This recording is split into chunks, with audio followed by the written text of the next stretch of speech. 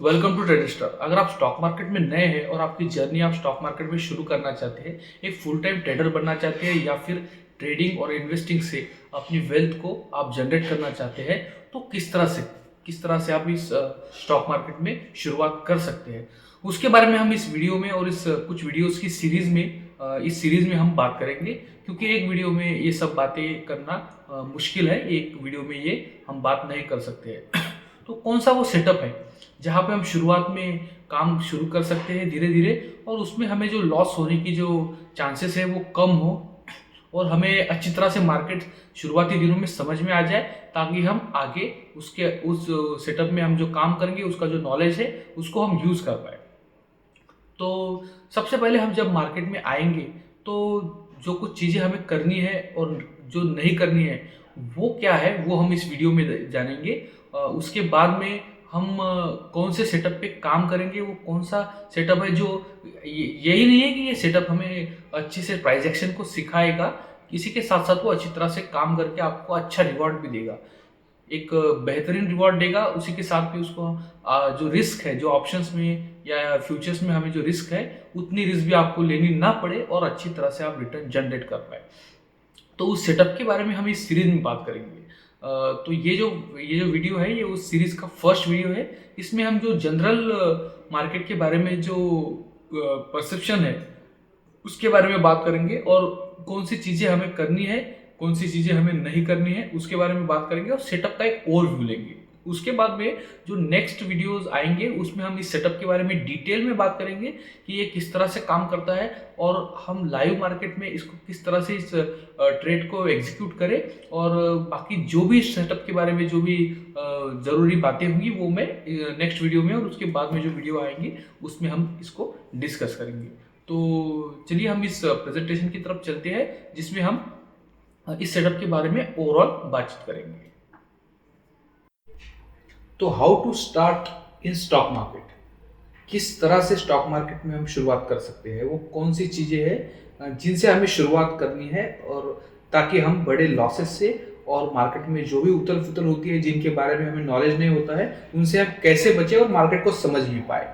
तो इस प्रेजेंटेशन में हम उसके बारे में डिस्कस करेंगे, और उसके बाद में जो सेटअप है जिसके ऊपर काम करना है उसके बारे में हम डिस्कस करेंगे, और उसको कैसे डिप्लॉय करना है इसके बारे में हम आने वाले वीडियोस में बात करेंगे। तो अगर आपको मार्केट में सक्सेसफुल होना है तो रूल्स और प्रोसीजर को फॉलो करना पड़ेगा।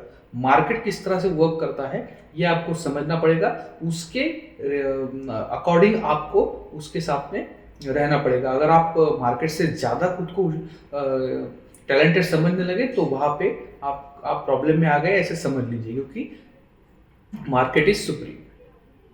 तो चलिए इसके बारे में अब हम डिस्कशन शुरू करते हैं। देखिए, सबसे पहले हम जब मार्केट में आते हैं तो हमें क्या करना है, उसके पहले हमें क्या नहीं करना, इसके बारे में जानना और समझना बहुत ज़्यादा ज़रूरी है। शुरुआती दिनों में जब आप मार्केट में आते हैं तो आपको बहुत सी गलतफहमियां होती है, उसको आपको शुरुआती दिनों में अगर आपने दूर किया तो आपको अगले जो आने वाला आपका समय है उसमें मार्केट में सक्सेसफुल होने के लिए कम वक्त लगेगा। तो शुरुआती दिनों में लोग क्या गलती करते हैं कि जब मार्केट में आते हैं तो उनको लगता है कि ये बहुत ही आसान है और इसमें मैं अपने आप सक्सेसफुल हो जाऊंगा, बहुत ही जल्दी हो जाऊंगा, मुझ में वो एबिलिटी है। ये देखिए, ये गलतफहमी आप अगर लेके अगर मार्केट में आए हो तो आप बहुत बड़े प्रॉब्लम में फंस सकते हैं।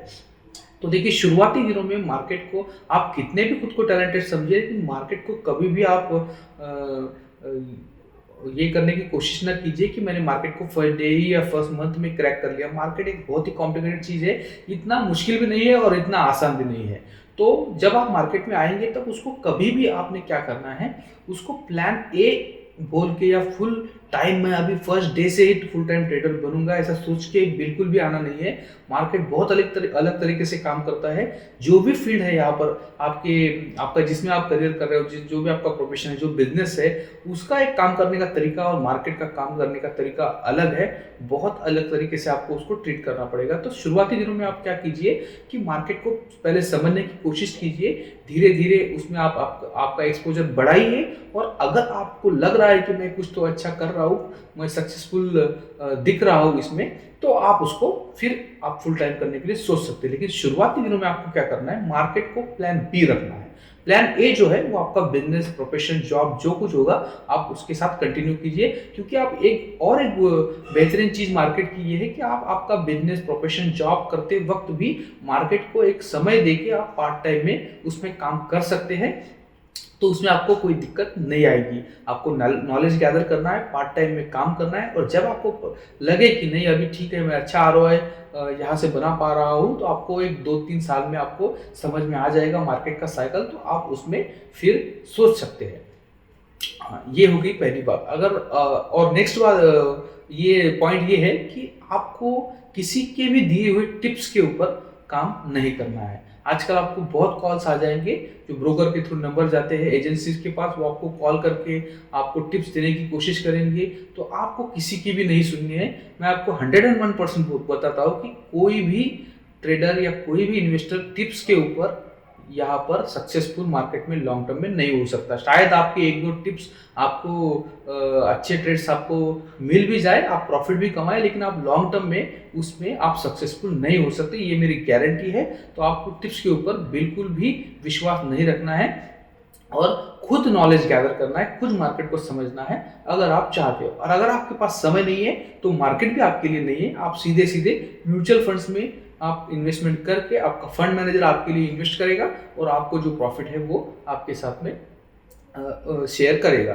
तो आप उस दिशा में जाइए, ये मैं आपको रिकमेंड करता हूँ। नेक्स्ट चीज जो ये है कि जो बिगनर्स है वो जो मार्केट में आजकल आ रहे हैं, तो वो डायरेक्टली FNO में आ रहे हैं, जो कि फ्यूचर एंड ऑप्शंस हम उसे कहते हैं। तो वो इतना खतरनाक चीज है कि फ्यूचर एंड ऑप्शंस, ये मार्केट में ट्रेड होने वाले जो डेरिवेटिव्स है, ये सबसे ज्यादा मुश्किल, कॉम्प्लिकेटेड चीज है, और उसमें बिगनर्स आ रहे हैं। हालांकि बिगनर्स को उन चीजों में ज्यादा इंटरेस्ट होना चाहिए जो आसान है, लेकिन FNO में आके वो क्या कर रहे हैं, क्योंकि FNO एक ऐसी चीज है कि वो बिगनर्स के लिए है ही नहीं, वो आपको बुरी तरह फंसा देंगी। देखिए, जिस तरह से चक्रव्यूह होता है, चक्रव्यूह आपने सुना होगा, जो महाभारत में मेंशन है, चक्रव्यूह में आपको अगर पहले तो एंटर नहीं करना है अगर आपको डिटेल्स में उसके रूल्स, रेगुलेशंस और उसके एग्जिट एंट्रीज पता नहीं है, नहीं तो फिर आपका अभिमन्यु होना तय है। आप चक्रव्यूह में अगर जा रहे हैं तो आपको बाहर निकल आना चाहिए। तो ये जो आना, एंट्री और एग्जिट है, तो इसके जो रूल्स एंड रेगुलेशंस है, वो सब चीजें जो है वो आपको ऑप्शंस के जो स्टडी है वो करनी पड़ेगी। उसमें आपको ऑप्शन की ग्रीक के बारे में पढ़ना पड़ेगा, कैसे ओपन इंटरेस्ट को रीड करना है, इन सब चीज़ों को, जो डेल्टा कैसे काम करता है, वेगा कैसे काम करता है, थीटा कैसे होता है, तो ये सब चीज़ें आपको पता नहीं है और आप डायरेक्ट फर्स्ट डे को FNO में आ गए किसी के टिप्स के ऊपर या खुद कुछ भी सेटअप लेके, तो आपका कुछ भी सेटअप काम नहीं करेगा, क्योंकि वो एक अलग तरीके से काम करता है FNO। तो आपको शुरुआती दिनों में क्या करना है, आपको कैश से ही शुरुआत करनी है। जो कैश मार्केट है, इक्विटी मार्केट है, वहां पे आपको प्योर प्राइस एक्शन आपको दिखेगा, ना कि वो ऑप्शंस में दिखेगा। तो उसमें आपके फंसने के चांसेस कम है। और एक बार जब आप कैश में आके उसको आप समझ लेते हैं, प्राइस एक्शन को समझ लेते हैं, फिर आपको वो जो बेस हो गया, उस बेस के ऊपर आप FNO की स्टडी कर FNO में वो स्टडी अप्लाई कर उसके रूल्स के हिसाब से आप उसमें कुछ तो कर सकते हैं। लेकिन पहले दिन आप उसमें नहीं जाना है। शुरुआती दिनों में आपको कैश मार्केट से शुरुआत करनी है। एक दिन आएगा कि आप इस चक्रव्यूह को पार कर सकेंगे। ये हो गई हमारी FNO के बारे में। नेक्स्ट पॉइंट ये है कि आपको पहले दिन आपका जो कैपिटल है वो पूरा के पूरा, कभी भी लोग यही गलती करते हैं, पूरा कैपिटल जो पैसे है उसमें आप डिप्लॉय कर देंगे। वो कोई भी सेटअप हो, कोई भी हो, आप मार्केट में फर्स्ट डे से प्रॉफिटेबल नहीं बन सकते। अगर बन रही है तो आपको बिगनर्स लक है, और वो बिगनर्स लक बहुत ही डेंजरस रहता है। आप उसके बारे में सोचना बंद कर दीजिए। आपको पहले मार्केट को समझना होगा, उसको सीखना होगा, और एक दिन आप जब उसमें कैपेबल हो जाएंगे तो आप काम धीरे धीरे अपना कैपिटल भी बढ़ा सकते हैं, और आप प्रॉफिट भी आप इंक्रीज आपका हो जाएगा। लेकिन आपको फर्स्ट डे में उतना ही कैपिटल डालना है कि वो आपके लिए बिल्कुल ही छोटा हो। आपको अगर उसका वो पूरा कैपिटल भी वाइप आउट हो गया तो आपको उसमें कुछ प्रॉब्लम नहीं होना चाहिए। तो आप बाद में अगर आपका जो भी सेटअप है, जो भी आप स्ट्रेटेजी के ऊपर काम कर रहे हैं, वो सक्सेसफुल अगर हो रही है, तो आप स्लोली और स्टेडली आपके कैपिटल को आप इंक्रीज कर सकते हैं। तो ये कैपिटल के बारे में आपको ध्यान रखना है। नेक्स्ट पॉइंट ये है कि अगर आप मार्केट में आ रहे हो ये सोचिए कि मेरा कैपिटल मैं 1 महीने में 6 महीने में डबल कर दूंगा, तो फिर बहुत बड़ी मुश्किल है, क्योंकि मार्केट कुछ सोने की अंडा देने वाली मुर्गी नहीं है जो लोग आजकल स्क्रीनशॉट पे और सोशल नेटवर्किंग साइट्स पर आपको दिखाया जा रहा है, वो सब सच नहीं है। जो चमकने वाला होता है वो कभी भी सच नहीं होता है। तो आपको मार्केट से रियलिस्टिक रिटर्न्स बनाने हैं। देखिए, मार्केट को आप बिजनेस समझ के अगर ट्रीट करेंगे तो आप इस तरह की एक्सपेक्टेशन भी मार्केट से नहीं रखेंगे। लेकिन अगर आप मार्केट को, जैसे कि लोग पुराने ज़माने में कहते थे सट्टा है, जुआ है, अगर उस तरह से आ रहे हो तो आपको फिर उसी तरह से मार्केट भी ट्रीट करेगा और आपको आउट कर देगा गेम से। तो आपको मार्केट को रिटर्न्स के मामले में अगर बात की जाए तो आपको रियलिस्टिक रिटर्न रखने चाहिए। मेरे पर्सनल ओपिनियन से अगर आप शुरुआती दिनों में काम कर रहे हो, पहले तो प्रॉफिटेबल होना ही बहुत बड़ी बात है मेरे लिए, जो कि डेटा पूरा बता रहा है, आप सबको पता ही है। लेकिन अगर आपको रिटर्न्स का एक फिगर चाहिए तो मेरे ख्याल से आपको 20% अगर शुरुआती दिनों में आपकी कैपिटल पर रिटर्न मिल रहा है तो वो बेहतरीन रिटर्न है शुरुआती दिनों में। आगे चल के उसको आपको इम्प्रूव हो सकता है, लेकिन शुरुआती दिनों में ज़्यादा एक्सपेक्टेशन लेके आपको नहीं आना है, उस तरह से काम भी नहीं करना है। क्योंकि सबसे पहले आपको आपकी जो है वो रिस्क को मैनेज करना है, प्रॉफिट बाद में आता है। तो ये हो गई व्हाट आर द डोंट्स, हमें क्या नहीं करना है। अभी हमें करना क्या है, कैसे शुरुआत करनी है। सबसे पहले देखिए, आपको बेसिक्स मार्केट के समझ में आने चाहिए। मैं ये नहीं कहूँगा कि आप कॉम्प्लिकेटेड स्टडी, आप हर एक इंडिकेटर को पढ़ लीजिए, सब फंडामेंटल्स के सभी आप कोर्सेज कर लीजिए, उसकी कोई आपको मैं यहाँ पे ज़रूरत नहीं बोल रहा हूँ। अगर आप शुरुआत कर रहे हो तो करेंगे तो अच्छा ही है, लेकिन शुरुआती दिनों में आपको बेसिक नॉलेज तो होना ही चाहिए। और अगर आपको वो नहीं रहेगा तो मैं जिस स्ट्रैटेजी के बारे में आगे बात करने वाला हूँ वो भी आपको समझ में नहीं आएंगी। तो आपको बेसिक जो है वो यहाँ पर पढ़ के आना होगा। तो बेसिक कहाँ से पढ़ेंगे, तो यूट्यूब पे आपको फ्री ऑफ कॉस्ट मिल जाएगा। टेक्निकल एनालिसिस है, बेसिक चीज़ें आपको, कैंडलस्टिक कैसे बनते हैं, कैसे फॉर्म होते हैं, उसके बाद में इंडिकेटर्स कैसे फॉर्म होते हैं, कुछ पैटर्न्स है कैंडलस्टिक के, बेयरिश बुलिश, तो साइडवेज मार्केट कैसे होता है, ये सब बेसिक चीज़ें आपको पता होनी चाहिए। तो फिर आपको ये, तो मैं समझ के चल रहा हूँ कि ये आपको पता है, तो आगे मैं जो बात करूँगा वो आपको समझ आ जाएंगी। तो आप पहले ये लर्न कीजिए। उसके बाद होता है हमारा जो सेगमेंट है वो कौन सा है। जो जैसे कि मैंने पहले ही बात की है कि आपको कैश मार्केट से शुरू करना है। कैश मार्केट मतलब क्या है कि आप डिलीवरी लेंगे, आप पोजिशनली ट्रेड करेंगे, स्विंग ट्रेड करेंगे, ना कि आप एफएनओ में ट्रेड करेंगे। और उसी के साथ साथ जो हम ट्रेड करेंगे वो लॉन्गर टाइम फ्रेम पे करेंगे, ना कि इंट्राडे करेंगे। इंट्राडे ट्रेडिंग भी बिगनर के लिए नहीं होती है, वो बहुत ज़्यादा नॉलेज और डिसीजन मेकिंग की पावर आपके पास हो तो ही आप उसमें कर सकते हो। और वो आती कहाँ से है, आपके नॉलेज और एक्सपीरियंस से। इसके साथ में आपको नॉलेज के साथ में एक्सपीरियंस भी चाहिए, तब जाके आप इंट्राडे में काम कर सकते हैं। वो भी शुरुआती दिनों में आपको अवॉइड करना है। और ट्रेड हम जो हम हायर टाइम फ्रेम में ले रहे हैं उसमें हमें क्या है, वक्त मिलता है, प्राइस एक्शन समझने में हमें आसानी होती है। इसलिए हम क्या करेंगे कि जो टाइम फ्रेम है वो हायर रखेंगे। उसके बारे में जो सेटअप है ये इसी सब पैरामीटर्स के ऊपर है, तो उसके बारे में हम डिटेल में डिस्कस करेंगे। तो ये सब हो गई स्ट्रैटेजी और सेटअप की बातें। अभी हम सबसे इंपॉर्टेंट जो बात है मार्केट में वो एक ही है, आपकी रिस्क मैनेजमेंट। आपका जो कैपिटल है उसको आपको सेफ रखना है।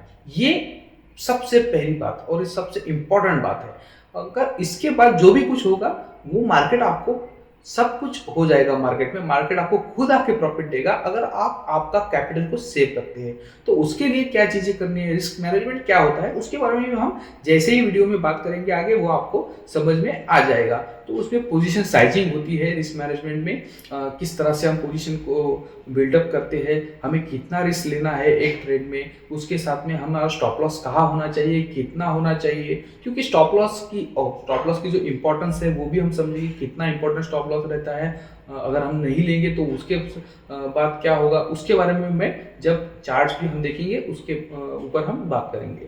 तो ये सब चीज़ें हैं। लेकिन एक बात आपको समझनी है कि risk management is the key. Risk management को आपने कभी भी इग्नोर नहीं करना है। ये आपका सबसे पहला और सबसे इंपॉर्टेंट लेसन है, क्योंकि स्ट्रैटेजीज और ये सब चीज़ें जो है ये मार्केट की कंडीशंस के हिसाब से बदलती रहती है, लेकिन ये चीज़ कभी नहीं बदलती।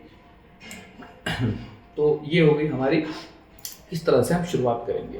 और अब बात करेंगे उस सेटअप के बारे में जो मैंने पहले कहा था कि हम उसके ऊपर कैसे काम करना है उसके बारे में जानेंगे, ताकि बिगिनर्स को प्राइस एक्शन भी समझ में आए और अच्छे रिटर्न भी इसमें बनते हैं। मैंने खुद इसके ऊपर काम किया है और अभी भी ये अच्छी तरह से काम कर रहा है। तो वो कौन सा सेटअप है? देखिए, हमें जैसे मैंने कहा था पोजिशनल हमें ट्रेडिंग करनी है, तो उसमें पोजिशनल हम जब ट्रेड करेंगे तो हमें लार्ज कैप में नहीं करना है।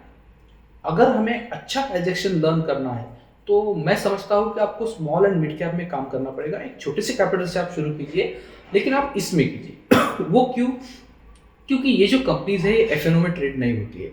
तो जो डेटा रहता है, जो ओआई का डेटा है और जो बाकी की चीज़ें रहती है उसमें, तो जो मतलब किसी को पोजीशन लेना है तो वो फ्यूचर्स में ले लेगा, कोई ऑप्शंस में ले लेगा।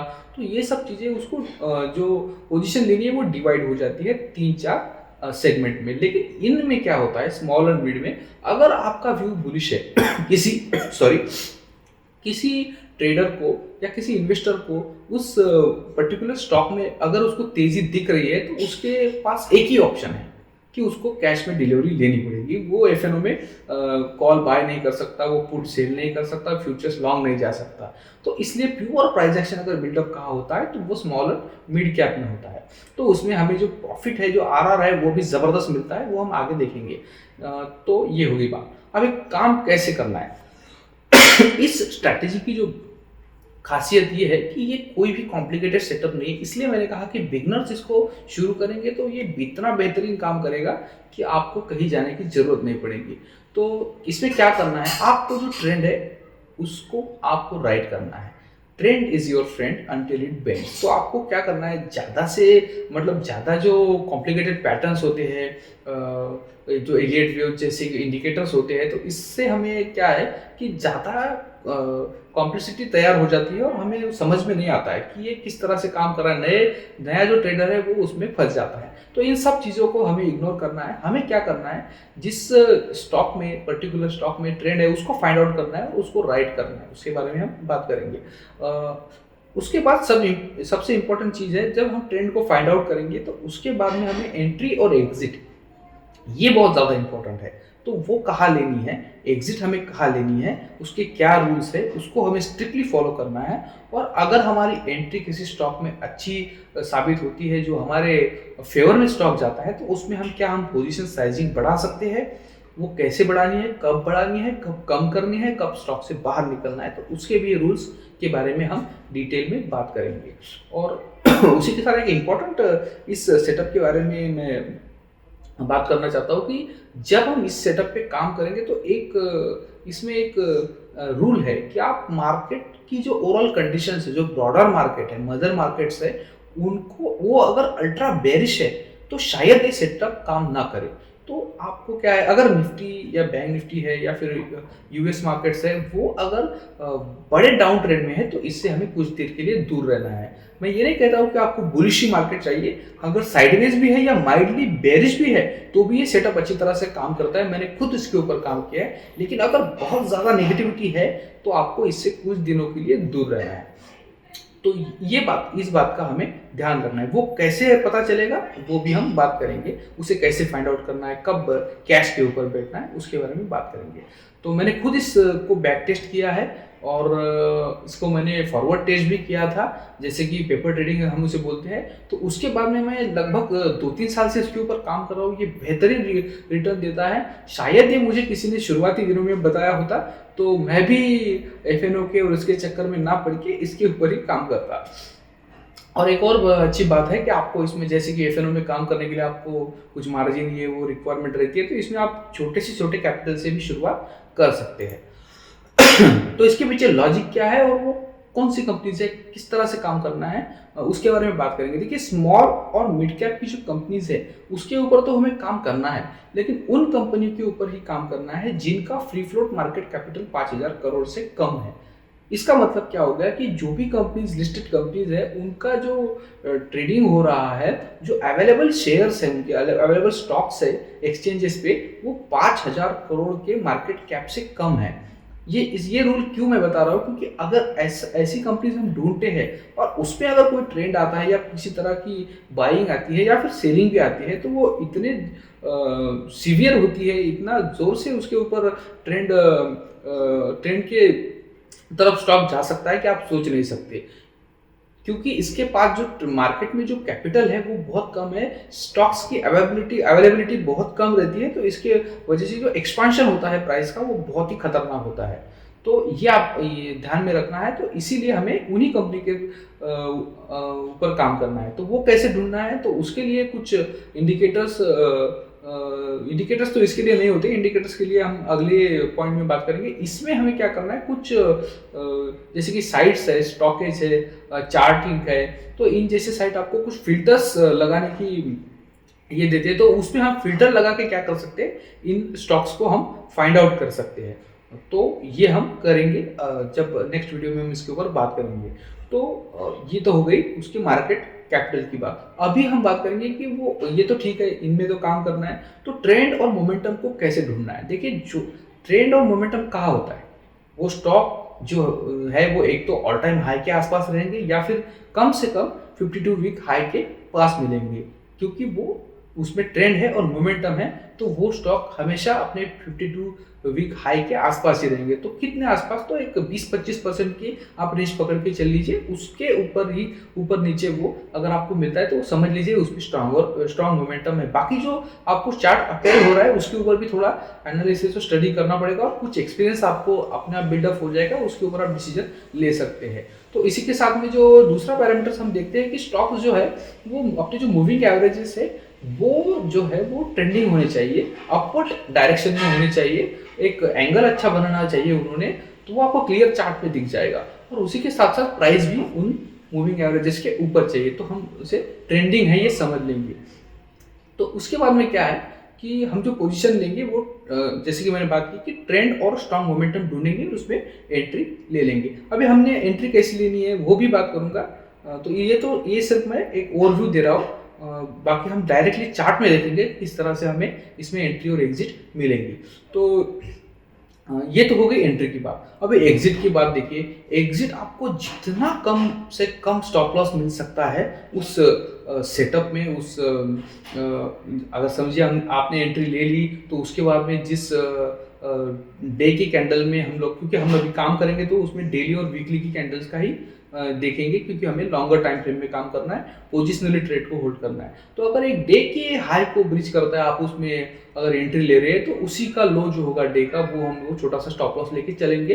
तो इस तरह से छोटे स्टॉप लॉस हमें ढूंढने हैं, क्योंकि अगर हमारा स्टॉप लॉस हिट होता है तो हमें कुछ भी प्रॉब्लम नहीं है, हमें उसको लॉस को बुक करना है, बाहर रहना है। उसके बाद में अगर आपको री एंट्री मिलती है तो हम री एंट्री लेंगे, लेकिन बड़ा स्टॉप लॉस नहीं देंगे। और वर्स्ट के सिनेरियो अगर गैप डाउन होता है या कुछ होता है, अगर आपको 8% उसमें लॉस दिख रहा है, तो आपको 8% से ज़्यादा आपको उसमें स्टॉप लॉस नहीं लेना है।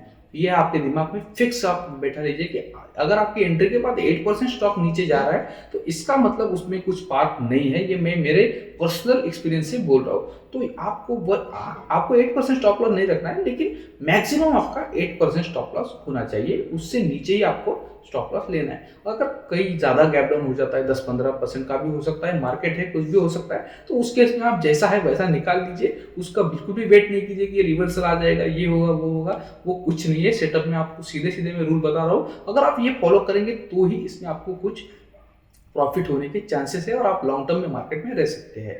और ये हो गई हमारी स्टॉप लॉस की बात। अभी कुछ स्टॉक जो है वो समझिए अपने जब हमने एंट्री ली उसके बाद में हमारे डायरेक्शन में जा रहे हैं, हमारे फेवर में जा रहे हैं, तो उन स्टॉक में क्या हम बैठे रहे, क्या हम उसमें इंक्रीज कर सकते हैं पोजीशन साइज को? तो हाँ, वो कैसे करनी है, किस कंडीशंस को हमें देखना है, उसके बाद हमें वो पोजीशन लेनी है, उसके बारे में हम डिटेल में इस सेटअप में बात करेंगे। और अब आ गई बात एग्जिट की। तो एग्जिट के लिए कुछ जो बातें हैं वो हमें, देखिए बहुत से लोगों को ये दिक्कत होती है, वो एंट्री अच्छी कर लेती है लेकिन एग्जिट करना उन्हें नहीं आता है। तो वो कैसे करनी है, तो वो हम देखेंगे। तो मेरे कुछ खुद के पैरामीटर्स है, आप अपने बना लीजिए, लेकिन जो ओवरऑल उसके पीछे का जो थॉट प्रोसेस है वो इम्पोर्टेंट है। देखिए जैसे हम अभी एंट्री कर रहे हैं तो क्या लॉजिक है, उसमें ट्रेंड है और मोमेंटम है, और अगर वो एक स्टेज में जाके आप प्रॉफिट में है और आपको दिख रहा है कि ट्रेंड खत्म हो रहा है, कुछ भी उस ट्रेंड ने आपको सिग्नल दे दिया कि अभी यहाँ से ट्रेंड खत्म हो रहा है या मोमेंटम आपको वीक दिख रहा है, तो आप उसको प्रॉफिट करके बुक करके निकल सकते हैं, क्योंकि उसमें आपको उस वक्त आपको दूसरे कंपनी में भी अच्छी अपॉर्चुनिटी मिल जाएंगे। तो और अगर आपको कुछ टेक्निकली कुछ लगाना है पैरामीटर्स कि आप स्ट्रिक्टली रूल बेस्ड करना चाहते हैं, तो आप कुछ भी ईएमए लगा सकते हैं या फिर कोई आरएसआई, कुछ भी आपको जो सही लगा वो आप लगा सकते हैं। मैं खुद क्या करता हूँ, मैं तो मोमेंटम, अगर ट्रेंड और मोमेंटम मुझे नहीं मिल रहा है, दिख रहा है स्टॉक में कि ये लूज हो गया है, तो मैं उससे निकल जाता हूँ। या फिर मेरा मेरा खुद का एक सोचने का तरीका है कि मैं क्या करता हूँ, अगर एक स्ट्रांग मोमेंटम में स्टॉक है तो वो एकदम से रेड कैंडल तो उसमें आएगी नहीं, अगर आई भी होगी तो वो स्टॉक की नहीं होगी, वो मार्केट के जो मूड है उसके ऊपर वो कभी कभी रेड कैंडल आपको दिख सकती है। लेकिन स्टॉक में जो आती है बड़ी बड़ी सेलिंग, वो एक वीक के बाद आती है। मतलब जो भी ऐसी लॉन्ग वीक बनती है जिसे हम हैमर बोलते हैं कैंडल्स में, ऐसे वीक्स बन जाते हैं। तो जब ये लॉन्ग वीक्स की कैंडल्स बनती है और उसके बाद में मैं एक वीक में की कैंडल में नहीं निकलता हूँ, लेकिन अगर डबल वीक बनती है तो मुझे वो कंफर्टेबल नहीं रहता है उसमें रुकना, तो मैं उसे वहाँ बुक कर लेता हूँ। जो भी प्रॉफिट होगा या फिर जो भी लॉस भी होगा उस 2-3%, तो मैं उस स्टेज के ऊपर स्टॉक जाएगा ऐसा मैं नहीं समझता हूँ। ये मेरे एक्सपीरियंस के हिसाब से मुझे ऐसा लगता है कि मुझे वहाँ नहीं रुकना है, तो मैं वहाँ से निकल जाता हूँ। तो ये मेरे एग्जिट के पैरामीटर्स हैं, आप आपके बना लीजिए। बाकी ये सेटअप जो काम करता है वो बहुत ज़बरदस्त करता है, तो वो हम जब बात करेंगे आपको मैं चार्ट दिखाऊंगा तो आपके समझ में आ जाएगा। तो ये हो गई बात। और कुछ चीज़ें ये होती है कि अब कुछ लोग ऐसे भी हो सकते हैं कि वो मार्केट में बहुत दिनों से है, तो उन्होंने चार्ट पैटर्न्स वगैरह चार्ट को बहुत दिनों से देखा है, तो उनके लिए तो ये उससे भी ज़्यादा अच्छी तरह से काम करेगा क्योंकि उनके पास एक्सपीरियंस है। तो जब एक्सपीरियंस होल्डर जो आदमी है, वो अगर ट्रेडर है, वो अगर उस सेटअप में काम करेगा तो उसके साथ में जो सेटअप की जो सेटअप है ये तो पावरफुल है ही, लेकिन उसका एक्सपीरियंस भी उसके साथ में काम करेगा और आपके रिटर्न जो है वो और बढ़ जाएंगे इस सेटअप में। तो ये सेटअप है।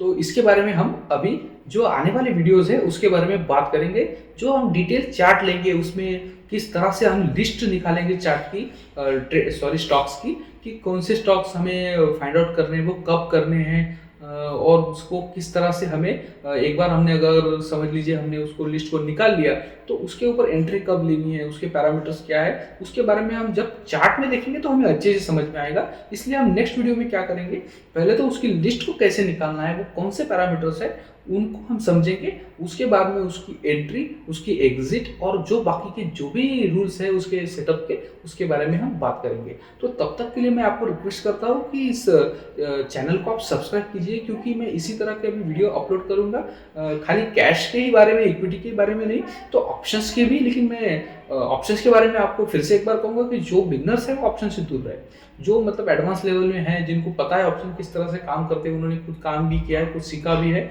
और वो सीखना चाहते हैं मेरे साथ, तो वो मैं ऑप्शंस के भी कुछ वीडियो डालूंगा, उसके ऊपर भी वो लोग काम कर सकते हैं। और मैं डिस्क्लेमर फिर से एक बार मैं देना चाहता हूँ कि मैं कोई सेबी रजिस्टर्ड एनालाइजर नहीं हूँ, तो जो भी मैंने इस सेटअप में मैं बात अभी की है, आगे करूँगा, तो वो किसी तरह भी किसी स्टॉक की रिकमेंडेशन या फिर टिप्स नहीं है। आपको इस वीडियो को देख के किसी तरह का किसी स्टॉक में बाइंग या सेलिंग नहीं करनी है। आप आपके फाइनेंशियल एडवाइजर को कंसल्ट करके ही कोई डिसीजन लीजिए। ये मैं सिर्फ जो वीडियो डाल रहा हूँ ये एजुकेशनल पर्पज़ के लिए है। जैसे कि मैंने खुद ही पहले कहा है कि आपको किसी से भी टिप्स नहीं लेनी है, तो मुझसे भी आपको टिप्स की उम्मीद नहीं रखनी है। तो बस यही, हम इस वीडियो में यही रुकते हैं। नेक्स्ट वीडियो में हम बात करेंगे सेटअप के, हमें स्टॉक्स को कैसे फिल्टर करना है, उसके बाद में उसमें एंट्री और एग्जिट के बारे में। तो प्लीज़ इस चैनल को सब्सक्राइब कीजिए, लाइक कीजिए, कमेंट कीजिए और शेयर कीजिए उन ट्रेडर्स के साथ जो मार्केट में सीरियसली काम करना चाहते हैं और सक्सेसफुल ट्रेडर और इन्वेस्टर बनना चाहते हैं।